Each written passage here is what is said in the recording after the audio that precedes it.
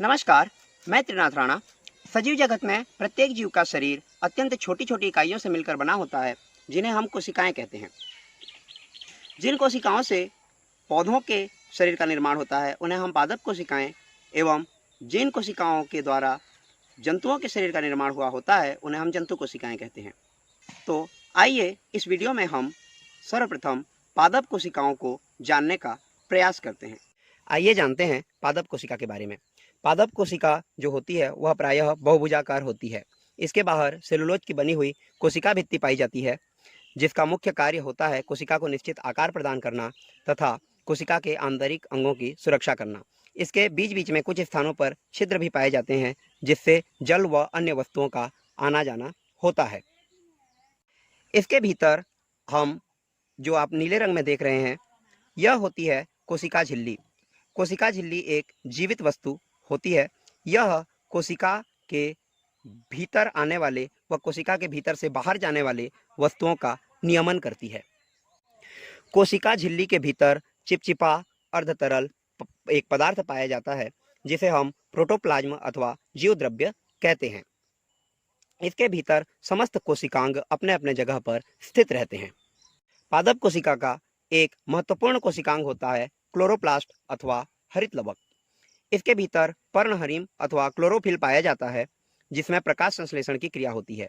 यहीं पर कार्बनिक पदार्थों का निर्माण होता है, जिसके द्वारा पौधे अपना भोजन प्राप्त करते हैं एवं पौधों से हम अपना भोजन प्राप्त करते हैं।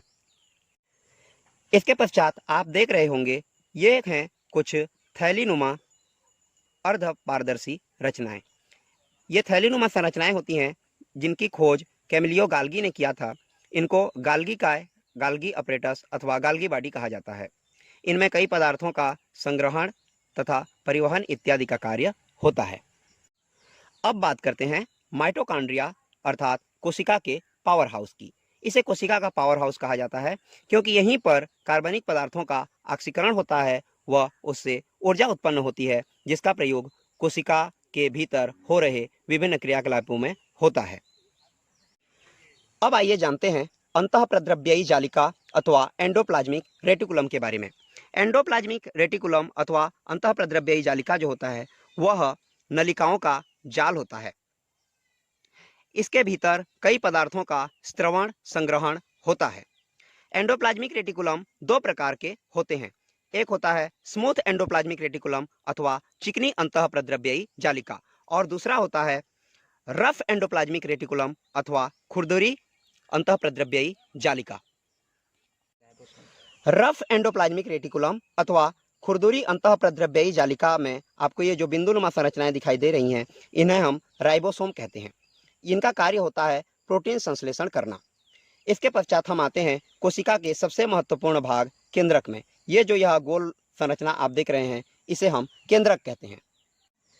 यह जो केंद्रक है, केंद्रक कोशिका के भीतर होने वाले समस्त क्रियाओं का नियंत्रण एवं समन्वय करता है। इसे हम कोशिका का मस्तिष्क कह सकते हैं।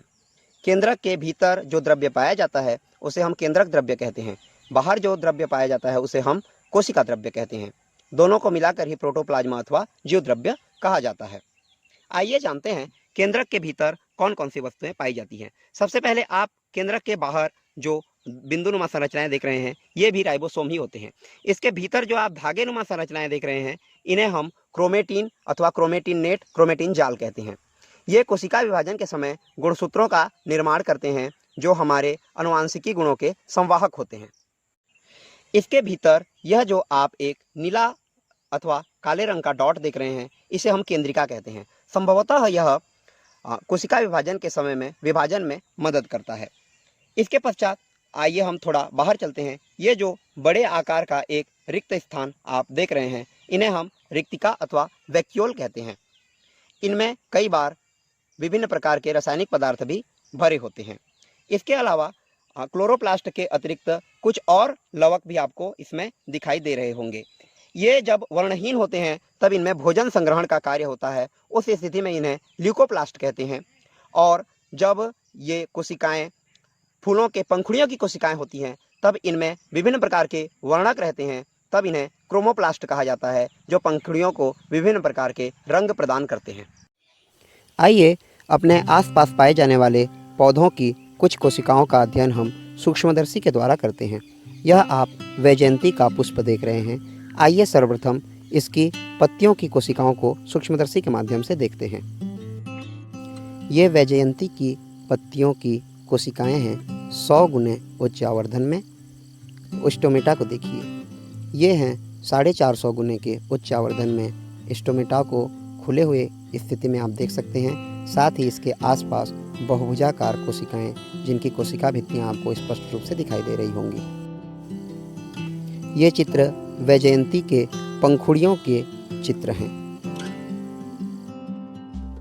यह चित्र पत्थरचटा की पत्तियों की कोशिकाओं के चित्र हैं। स्टोमेटा आपको दिख रहे होंगे।